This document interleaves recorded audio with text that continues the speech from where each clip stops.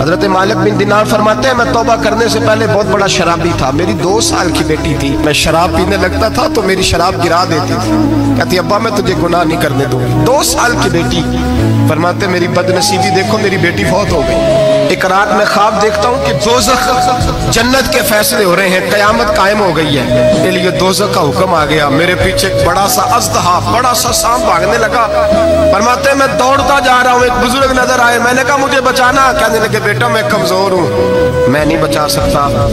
کہتے ہیں مجھے میرا اشارہ کیا، کہنے لگے پہاڑ کی طرف جا شاید تو بچ جائے۔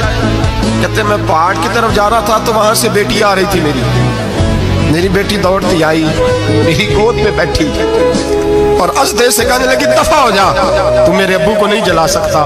کہتے ہیں وہ 2 سال کی بیٹی کی آواز سن کے وہ ازدہ بھاگ گیا، میری گود میں بیٹھ خواب دیکھنا، میری داڑھی سے کھیلنے لگی، کہنے لگی ابا میں تجھے منع کرتی ہوں نا شراب نہ پیا کر شراب۔ تو میں نے کہا بیٹے یہ کیا ہے سارا کچھ؟ کہا ابا جی یہ تیرے برے عمل ہے جو ازدہا بن۔ تو بزرگ کون تھے؟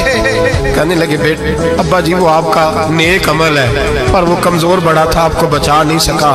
ابا جی بس کر دیں بس کر دیں، اب آپ برے کام نہ کریں، آپ توبہ کر لیں، جو پچھلے گناہ ہو گئے میں اللہ کی بارگاہ میں سفارش کروں گی، رب آپ کے معاف کر دے گا۔ مالک بن دینار فرماتے ہیں میری آنکھ کھلی تو میں پکی توبہ کر گیا۔